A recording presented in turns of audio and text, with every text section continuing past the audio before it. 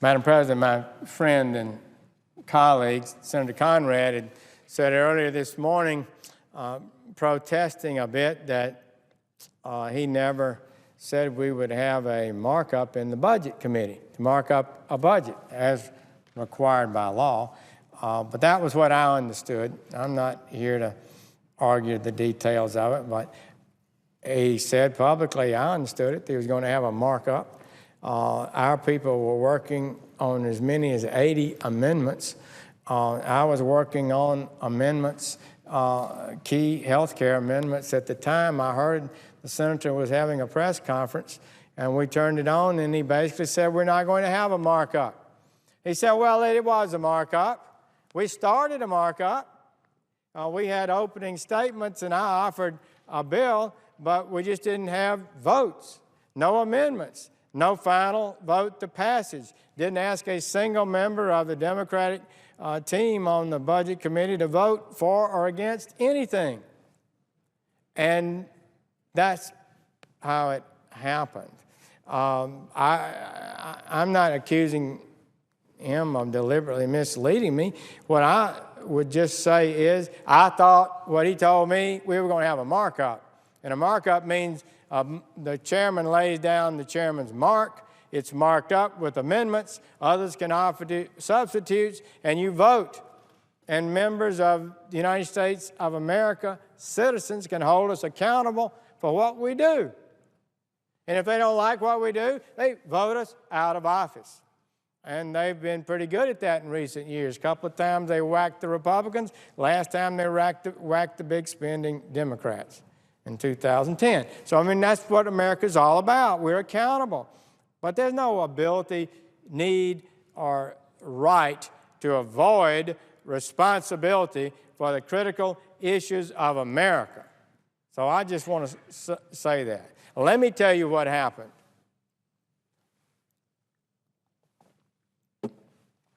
And this is no mystery here. There's no mystery here. This started 3 years ago when the Senate Budget Committee, Senator Conrad was chairman, moved out a budget. But the majority leader, Senator Reid, decided it was going to be uncomfortable to vote on that budget. Now, the United States Code requires that by April 1st, the Budget Committee produce a budget, and by April 15th, it's voted on the floor. The congressmen and senators who passed the Budget Act in 1974 that did that because we weren't having budgets moved promptly and on time. They laid out how it should be conducted.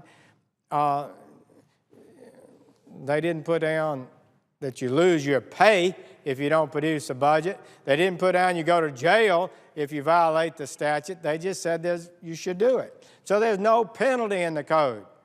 Senator Reid blocked the budget from coming to the floor 3 years ago.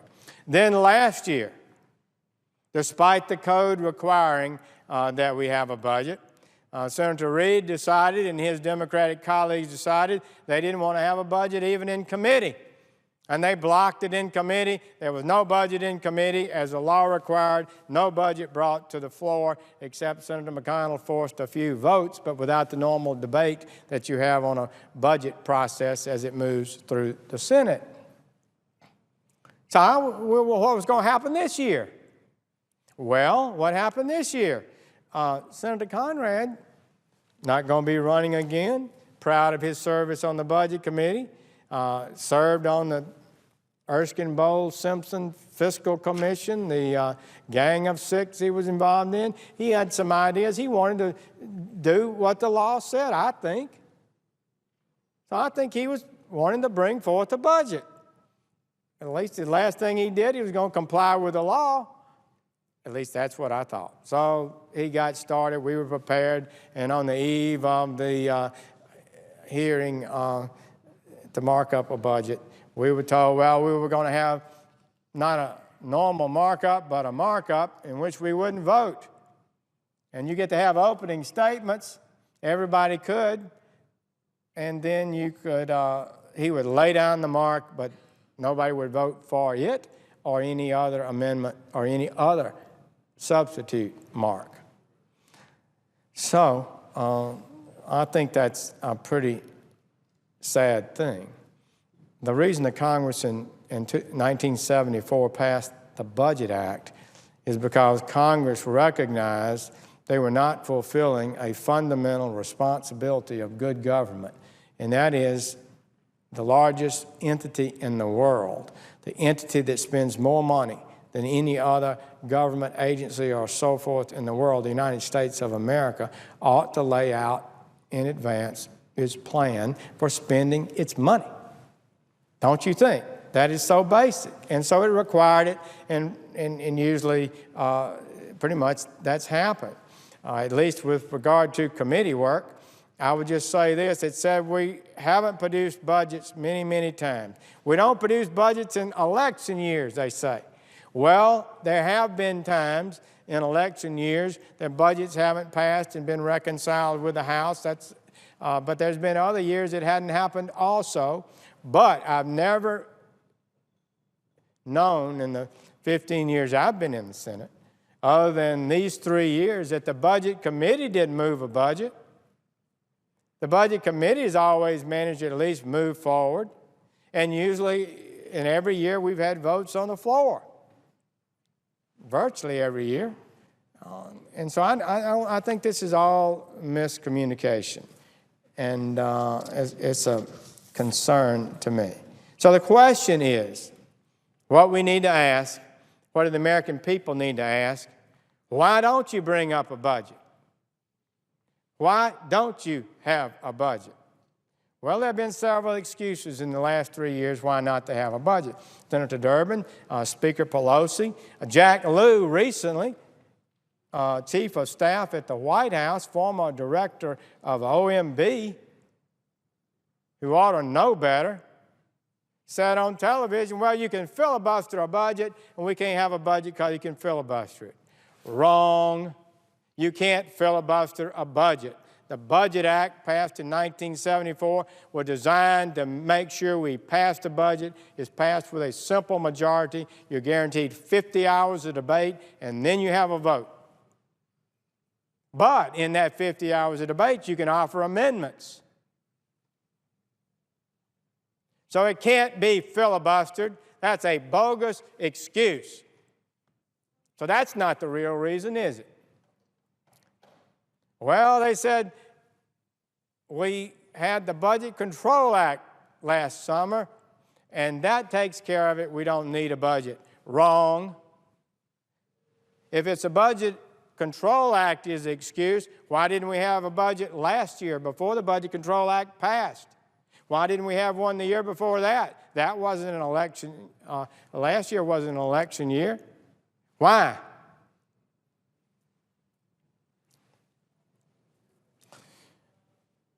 The Budget Control Act is not the reason they didn't bring up a budget. Wasn't the reason they didn't bring up a budget last year and the year before, because we didn't have a Budget Control Act last year or the year before, and a budget wasn't brought up. It wasn't brought up for other reasons. This is the code book, United States Code annotated, where the Budget Control Act is and requires us to pass a budget out of committee by April 1st. So, if the Budget Control Act said we didn't need to have a budget, why did the President submit a budget this year? He submitted a budget. If the Budget Control Act that was passed last summer obviated the need for a budget, why did Congressman Ryan and the Republican House lay out a historic budget that would change the debt course of America, put us on a path to prosperity and not decline? Why did they do it? And there were 6 other budgets offered in the House, some by Democrats, some by a bipartisan group, and some by conservative Republicans. But the Ryan budget passed, and the others were voted on too. Why did they go through that process if the Budget Control Act eliminated the need for a budget? So it's not the reason.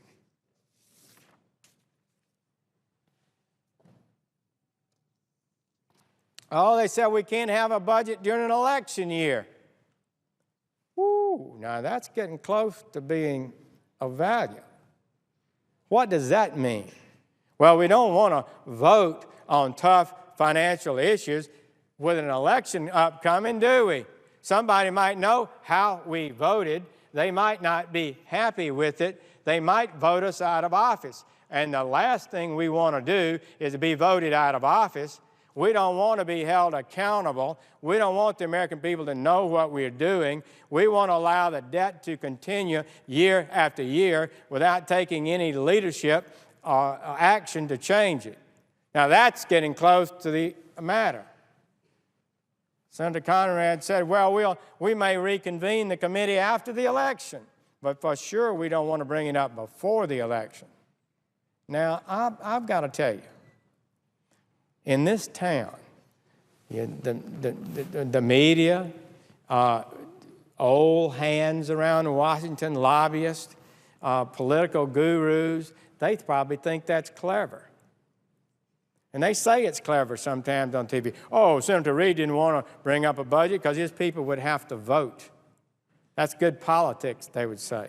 Senator Reid said we're not going to bring up a budget last year because it would be foolish to bring up a budget.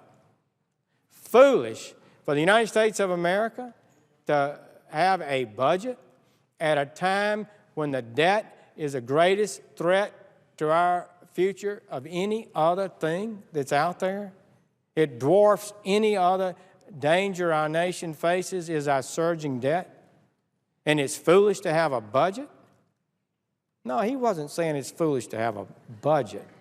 He was foolish, he was basically saying, for we Democrats to lay out a plan on how we're going to spend the nation's money, because we're going to propose big tax increases in our plan if we put one out there, and they're not going to like it.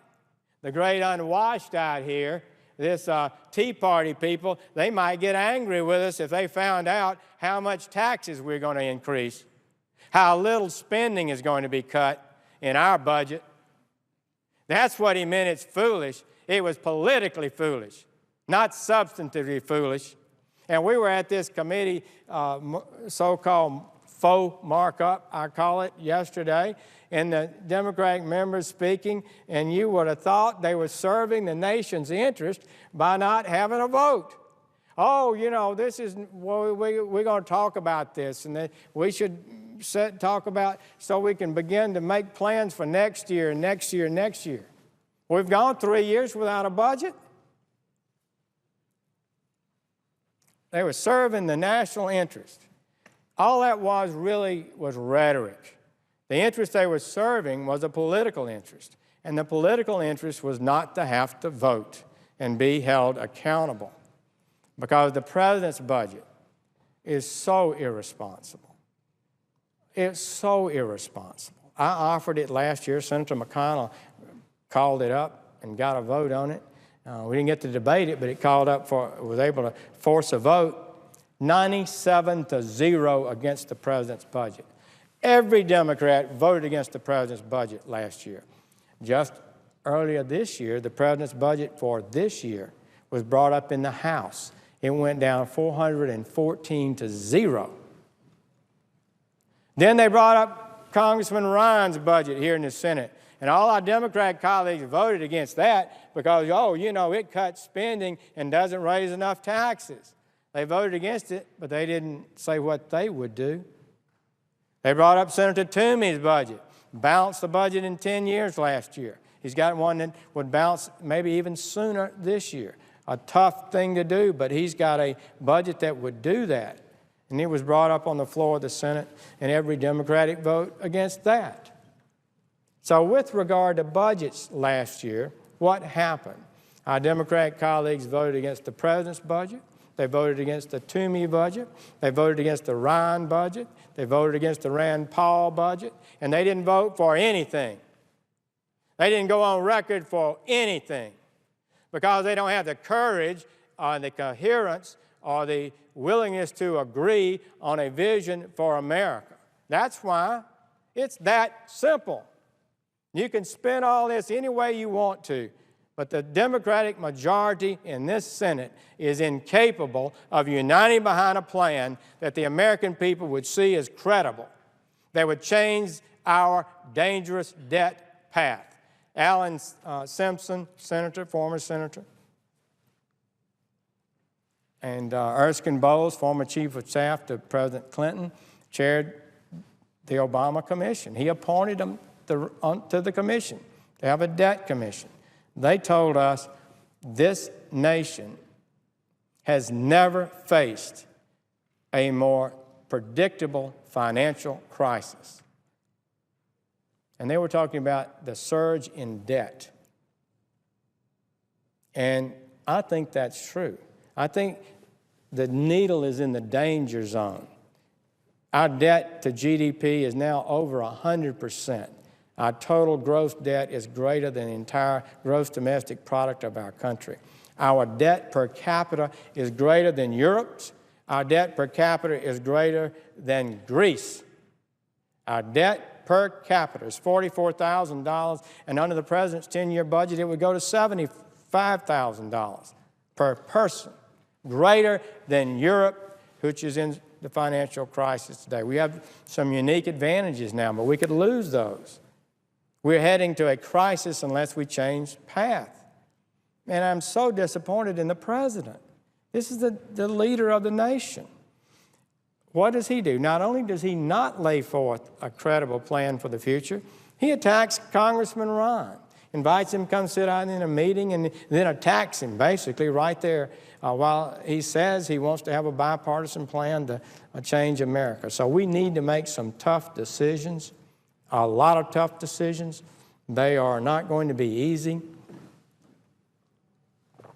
When your debt is about 37%, that we borrow 37 to 40 cents of every dollar we spend. Last year we were taking in $2,200 billion and spending $3,700 billion. I know people think this is not true. I'm telling you it's true. And that's why Republicans and Democrats, liberals and conservatives acknowledge we're on the wrong path. So the budget that Senator Conrad laid down, but none of his colleagues voted for it. He didn't vote for it either. But the budget he laid down yesterday would not cut any spending over the agreement on the Budget Control Act next year.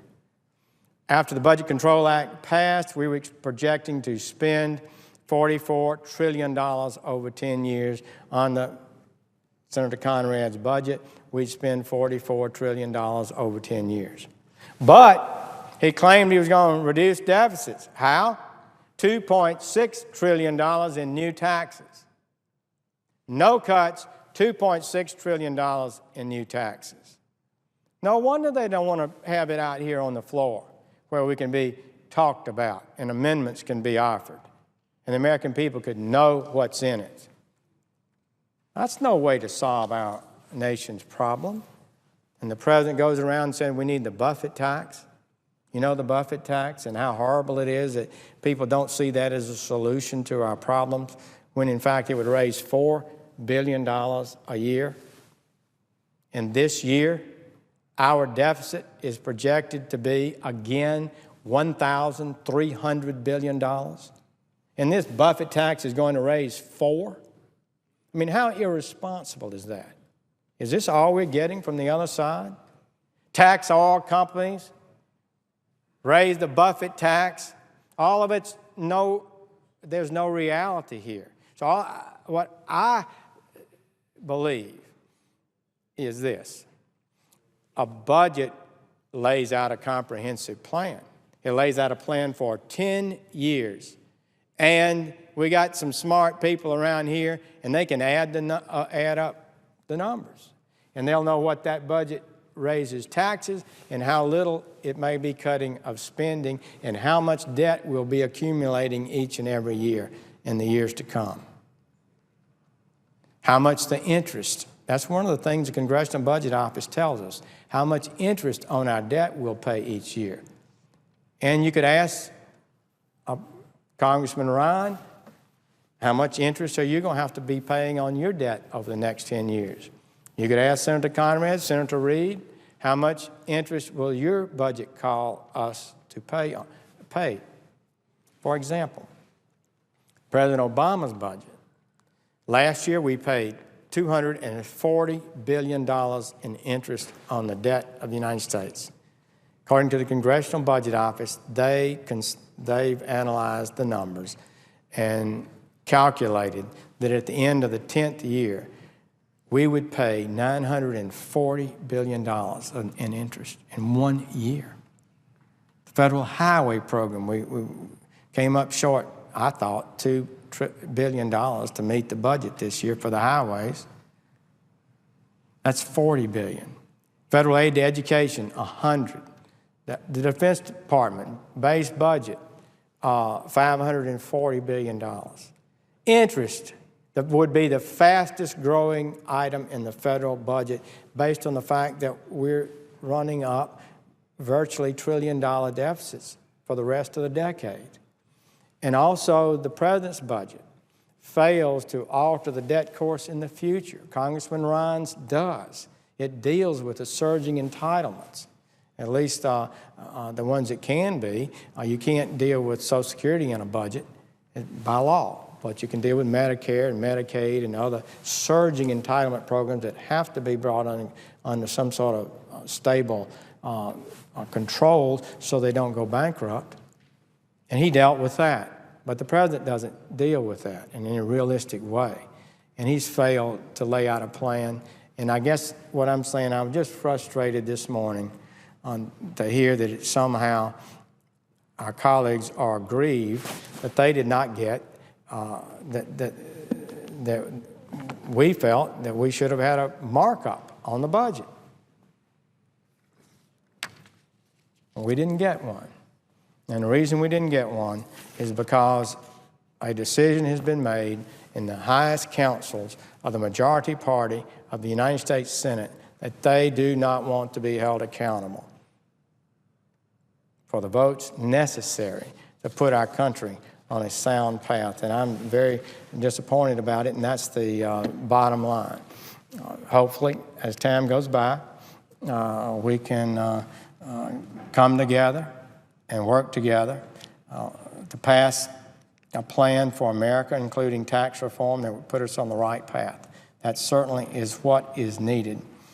And I would just say, though, that a budget can be passed on a party line basis. And it has been done many times in the past because particularly the majority party has a responsibility, in my view, to lay out its vision for the country.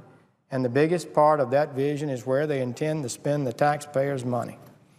And rather than, I can't imagine that they would want to go to the American people, ask for higher taxes when they refuse to comply with the plain statutory law that says they should have a budget to tell where that money is going to be spent. If you won't tell the American people where you're going to spend the money, how much debt you're going to run up, how much spending you're going to cut or not cut, then I don't think the American people ought to send another dime to this place. Not another dime.